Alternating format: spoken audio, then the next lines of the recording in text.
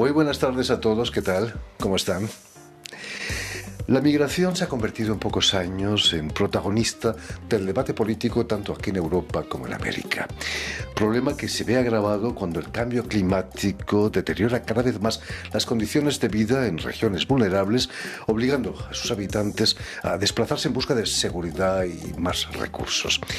Nuestra invitada de hoy, la artista panameña Isabel de Ovaldía, aborda el tema de la migración en la exposición que inaugura este martes aquí en París, en la Maison de l'Amérique Latina, tema que ella expuso en la pasada Bienal de Venecia.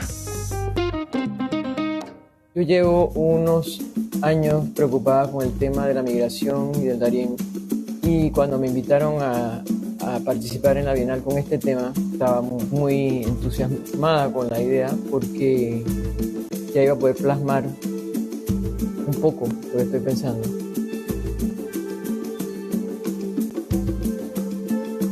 Traté de reproducir con dibujos un poco el ambiente de la selva. Fui a Darién, hice muchos bocetos, fotos. Cuando regresé a mi estudio, hice unos dibujos grandes, de gran formato, porque yo sabía que quería crear como una especie de ambiente, pero crear unos cuartos.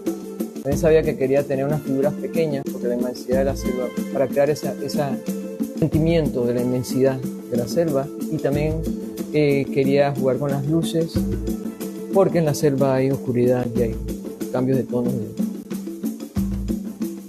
Muy buenas tardes, Isabel. Isabel de Ovaldía. Bienvenida a Radio Francia Internacional. Has venido maravillosamente acompañada por Ana Husson, que es la directora de la Maison de l'Amérique Latina, la directora cultural de la Maison de l'Amérique Latina, que acoge tu exposición. También, Ana, bienvenida a Radio Francia. Isabel, antes de que te propusieran participar en la Bienal de Venecia, ya te preocupaba, ¿no?, el llamado tapón del Darién.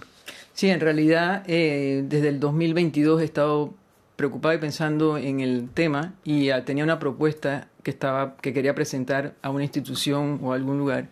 Y soy muy amiga de Mariana Pereira, que en ese tiempo estaba en la Embajada de Panamá en Francia, y ella me dijo, ella vino a tomarse una taza de café a mi casa cuando yo tenía la maqueta y estaba haciendo un pequeño video, y me dijo, eso deberíamos de presentarlo en París. Y ahí me presentó. Unos meses después vine a París y, de casualidad, y Mariana me presentó a Anne, y Anne al principio estaba un poco reticente porque tenía, claro, como siendo institución, un calendario muy lleno, pero cuando vio el videíto que estaba yo hablando del tema, me dijo que era interesante el tema y la propuesta, por todo lo que está en ese momento. Ya estaba empezando todo el tema que ahora se ha vuelto global. Pero precisamente, Isabel, cuéntanos qué es el tapón del Darién. El tapón del Darién es, siempre se ha llamado el tapón, es la ruta interamericana que va desde Alaska hasta final de Patagonia, en la selva del Darién, porque es tan densa, hay montañas, hay mucha vegetación, mucha selva, y no se ha podido, ahí no hay ruta, no tienes que parar tu carro y coger un ferry, no puedes cruzar. Y antes de este fenómeno de la migración, como está con la frontera con Colombia, era como tierra de nadie, en el sentido que había todos los narcotraficantes y los secuestros y las cosas estaban sucediendo, así que era siempre fue una zona muy peligrosa, o sea, muy como que no se desconocida. He visto cifras enormes. Es cierto que es casi 500.000 de personas que pasan al año. Entonces, en el año 2023 fue cuando me invitaron a finales de 2023 surge la Bienal. La propuesta es la primera vez que Panamá tiene un pabellón en la Bienal. Propuesta que hizo la directora del Museo del Canal, que se llama Ana Elizabeth González, y trabajó con la curadora Mónica Cuffer, y ellos... Mónica sabía que yo estaba ya con el tema en mente, y me presentaron, fuimos 4 artistas que fuimos a la Bienal, todos con este tema. Y ahí hice una propuesta, fui a Darién, hice bocetos de la selva. Yo me había ya investigado mucho, visto documentales. Yo no soy documentalista. Yo lo que quería era sentir un poco y hacer sentir el pensamiento. Y para mí también es lo impresionante que es de todas estas personas que migran de países que tienen que migrar con la idea o la esperanza de conseguir un futuro mejor. Y eso era lo que yo quería investigar, la fortaleza del ser humano. La llegada por segunda vez de Donald Trump a la presidencia de Estados Unidos está invirtiendo quizás el curso de... Lo que sucedió también es que cambió el gobierno en Panamá y el presidente actual que tenemos, él dijo, llegó unos meses antes de Trump, y él dijo que quería cerrar el tapón. En ese momento... se piensa, ¿no? ¿Cómo vas a cerrar una jungla? ¿Cómo vas a poner barreras? Y siguió un poco, pero al llegar Trump 3 meses después, ahí se acabó. Yo regresé este año, porque también, hice lo de el pabellón de la Bienal de Venecia, hice una instalación que se llama Selva, pero para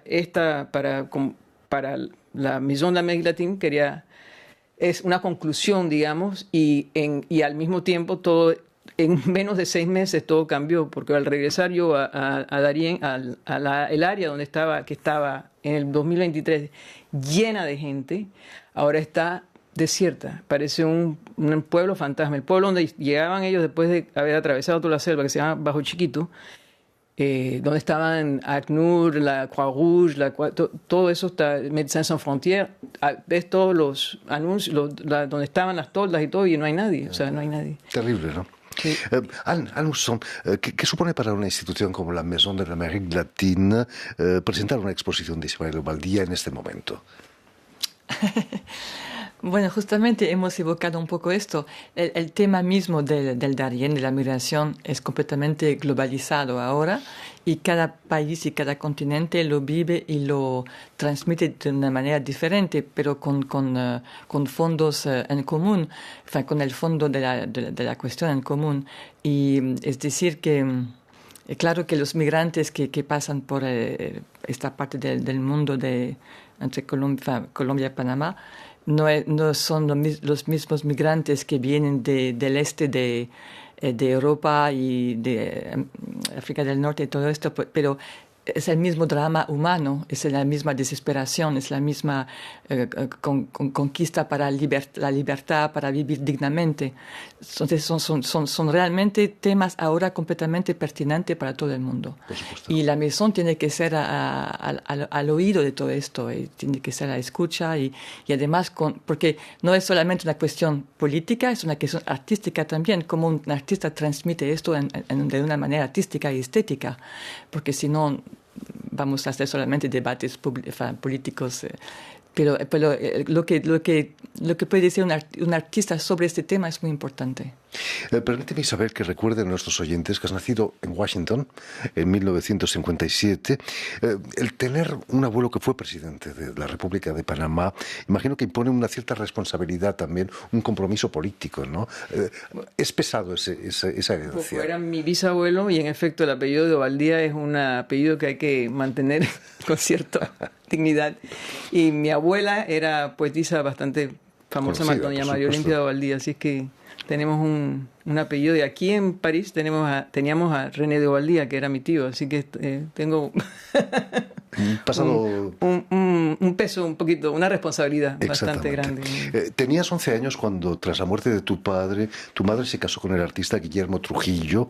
¿De qué modo ha marcado tu trayectoria el estar en contacto con el arte siempre en tu casa? Totalmente. Mi padre Guillermo me influenció y me formó prácticamente. Tuve la suerte de tenerlo, un hombre maestro, pintor, pero además tenía una disciplina de trabajo y un sentido de la ética que me lo marcó, del profesionalismo, y también tiene algo que tenía muchas frases que uno se acuerda. Tiene un ojo increíble, o sea, muy crítico, muy bueno, y algo me habla mucho de que tengo el color, para mí es fácil, pero yo creo que es algo que él tenía un sentido del color tan muy bueno, y yo creo, y es verdad que él decía que uno tenía una cosa que no sé si es exactamente verdad, pero yo creo que sí, que uno, para ser músico, tu familia tienes que tener oído. Para ser artista plástico, si quieres aprender a dibujar, dibuja todos los días. Si quieres, entonces el color, por ejemplo, es algo que uno, si está acostumbrado a ver buena armonía de color, como que se lo tienes innato, y eso es algo que siento que... Hay que educar el ojo, ¿no? Hay que educar el ojo, exactamente. El ojo que a veces piensa, ¿no? Practicar el ojo y la mano. Todo el Por supuesto que sí. El que tu madre fuera francesa también influyó en tu manera de vivir. Después de estudiar Bellas Artes en Panamá, te vas a París, a la Escuela de Bellas Artes de París, ¿no? Imagino que fue un sueño para una joven artista como tú venir a París. En realidad vine justo antes de la universidad, vine aquí, estudié en Bellas Artes de París, pero estaba como élève libre, así que iba a la École des Beaux-Arts, dibujaba, y iba a todos los museos y todas las galerías y todo, así que esa fue escuela, sí, ¿no? escuela. De Bellas Artes. Hice la escuela más o menos de esa de educar el ojo. Y después cuando me gradué de la universidad, muchas amistades mías, artistas, se iban a Nueva York. No, yo voy a ir a París vine a trabajar aquí un año. ¿Qué recuerdos te quedan de esos años aquí en París? Eras muy joven. Estaba muy joven. Me gusta mucho París, me gustan mucho los museos, pero debo admitir que, y eso que era hace muchos años, ahora el hecho de el metro, la cantidad de gente, para mí fue pesado. Yo salía del trabajo y me iba a meter en el cine, que también es otra cosa que es tanto cine, pero me di cuenta que Panamá, el calor, las playas, todo eso, y quería hacer cine latinoamericano. El clima es envidiable, el clima caribeño. Es muy buena videasta. Sí, ahora he regresado un poco a eso. Pero... Precisamente hablando de vídeos, llegaste a producir un documental, se llama Por Panamá la vida, denunciando la dictadura de Noriega, ¿no? ¿Cómo fue eso que te pusieses a rodar un documental? Como te dije, como empecé con la pintura durante la dictadura de Noriega, 1987-89, que estaba yo todavía muy joven, pintaba, y también estaba muy metida en lo que estaba sucediendo políticamente. Había muchas marchas, muchas protestas, como filmaba, tomaba fotos en ese tiempo con cámaras y documentaba un poco con un montón éramos muchos, o sea, éramos toda la Panamá. Pero tuve un incidente fuerte que me pasó, así que decidí, tenía mis hijos pequeños, no podía seguir, corría peligro, y empecé a desarrollar hice toda una serie de dibujos muy políticos y después de pinturas. En 2019 fueron los 30 años después de la invasión. El Museo de Arte Contemporáneo hizo una exposición retrospectiva en general y me dieron una de las salas y ahí estaba la curadora Mónica Kuffer, que ella sabía que yo tenía esa obra porque no era una obra comercial, así que yo la tenía personalmente. Me propuso, vamos a mostrar esta obra, pero yo le dije, porque ella tenía ganas de regresar ya estaba haciendo cosas de películas y videos, lo quisiera mostrar, y como tenía todo este archivo de fotos y de videos que había tomado, quisiera mostrar, hacer un pequeño video para que la gente joven, porque la historia de Panamá en Panamá no se habla de ese momento de la invasión ni de la dictadura, para que la gente joven vea qué vivió una persona joven con hijos en ese momento. Entonces hice este pequeño corto con una... Y lo bonito fue que estaba en la sala del museo con la obra, con toda la exposición de otros artistas y de otras cosas. Pero la gente sí me dijeron, cumplió su cometido el video. Es importante conservar la memoria. Sí, tenemos tendencia a olvidar los traumatismos, ¿no? Yo creo que a la gente le cuesta mucho hablar de cosas tan desagradables, ¿no? Y curiosamente se me acercaban muchachos jóvenes y me decían, tú sabes que mis padres nunca me hablaron de esto, o sea, no me hablaban y ellos lo vivían. O sea, claro, había unos que estaban y otros, así que, que creo que es importante o sea, uno puede hacer esculturas o pinturas bellas como artista, pero siento que hay un compromiso cuando uno hace un video o una película, tienes que saber, o sea, tienes que pensar en el público que te va a ver. Y en cierto sentido también siento que o sea, estas son las primeras veces que hago instalaciones y también hay como lo que estaban hablando antes de crear conciencia. Entonces, ¿cómo te sentiste cuando el presidente de Estados Unidos dice que va de nuevo a tomar el control del canal? Pero mejor no hablamos de eso mucho porque... Es el canal de Panamá, ¿no? Es el canal de Panamá y bueno, por otro lado, contra una persona tan loca no se puede hacer mucho. Así es que, bueno, no digo, no por suerte, porque todo lo que está haciendo es una... Por ahora, no estamos en su panorama. Esperemos que siga así. La pintura ha sido la gran protagonista en tu carrera. La escultura también ocupa un lugar muy importante. En particular el trabajo con el vidrio. Me decías que fue una visita a París, a un museo, que te incitó a trabajar con vidrio. Estaba pintando al óleo y las transparencias de los óleos y los colores. Me recordó cuando yo estaba muy pequeña, tengo una tía que me llevó al Museo de Arte Decorativo y ahí vi las piezas de Dom. Me acordé, me gustaron desde ese tiempo, creo que tenía 9, 10 años.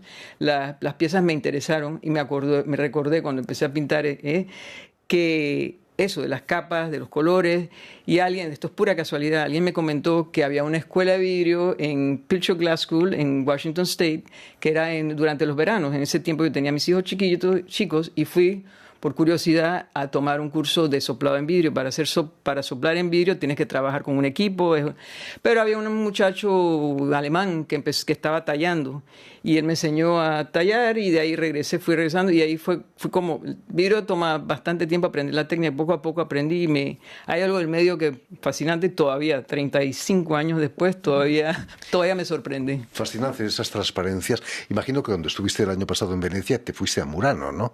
¿O no? Sí, claro, conozco, pero es otra técnica. Yo trabajo fundido en vidrio, no es soplado. Volviendo a la exposición que inauguras este martes en la Maison de l'Amérique Latina, la escultura también tiene importancia en tus montajes, ¿no? Esos pequeños personajes son las imágenes de los migrantes, quizás, sí, que están gritando y aquí estamos hechos pedazos. Sí, en realidad también siento que con cada exposición o cada obra que creo, cada etapa, trato de yo personalmente renovarme o innovarme o aprender algo. Y esta es la primera vez, porque muchas personas conocen mis esculturas en vidrio, he hecho piezas grandes, bastante monumentales, y casi todos mis personajes son más simbólicos, más sólidos. La escultura es algo más estático. Y como he regresado a la animación y a los movimientos, quería como encontrar una manera de hacerlo más, de que hubiese un movimiento en las figuras. Y es la primera vez que hago mujeres, que hago cabezas, que hago senos, que hago hombres, que están todos moviéndose un poco y que tienen rostros. Y alguien me preguntó casualmente, ¿por qué estás haciendo esto? Y entonces, después de unos días de pensarlo, he estado escuchando y leyendo viendo tanto sobre todos estos migrantes que pasan, que son personas de verdad, personas que existieron, que ahora quién sabe dónde están, que lograron lo que... O sea, me debo a que no son abstractos, son personas de más figurativas. Por supuesto. El nombre de la exposición, y aquí estamos hechos pedazos, es muy duro, ¿no? Estamos viviendo una época muy difícil, imagino, ¿no? Sí, y eso es lo que todavía no sabemos hasta que ver el resultado de escuchar, pero... En esta tercera, que es como microinclusión, siento que ya lo estoy tratando de hacer, como también me dijo Anne, más global. O sea, que no es solo la Feldelba de Darien, es todo el fenómeno de hacia dónde vamos, ¿no? Hacia dónde vamos. Imagino que volver a exponer a París después de tanto tiempo y una exposición que va a estar 3 meses en la Maison de l'Amérique Latina es muy importante, ¿no, para ti? Sí, es muy importante. Es la primera exposición individual que tengo. Es muy importante. Por supuesto. Estamos muy honrados. Sí, es muy importante, claro, para mí. Es un ¿Vas honor. a volver al Museo de Artes Decorativas? No sé. Visitar, claro que sí, perdón, cómo no, sí. ¿Quién sabe? Te proponen exponer tus esculturas de cristal, ¿no? En fin, pues ya lo saben, tienen una cita en la Maison de l'Amérique Latina, aquí en París, para la exposición de la artista panameña Isabel de Obladía, que estará abierta hasta finales de febrero, pero dense prisa porque realmente vale la pena. Muchas gracias, Isabel, por haber estado con nosotros. Muchísimas gracias a nosotros también por acompañarnos. Añadir por supuesto. Solo una cosa. Hablábamos de l'Oeil qui pense, ¿no? Sí, pero también yo quería decir unas palabras para la curadora que hizo un trabajo magnífico, Nadège Lannéry-Dagen, porque ella conoce muy bien la obra de Isabel y realmente nos dio muchas luces también para llevar a cabo el proyecto. Y después, sí, el jueves hay L'Œil Pense, unos encuentros que hay regularmente en la Maison sobre arte, la escena artística actual en París, y ahora va a girar en torno a la exposición, claro, y va a haber entonces Isabel, Nadège, la curadora, Mónica Kupfer, de quien hemos hablado, y Sandrine Pia Castro, siempre lo hago al revés.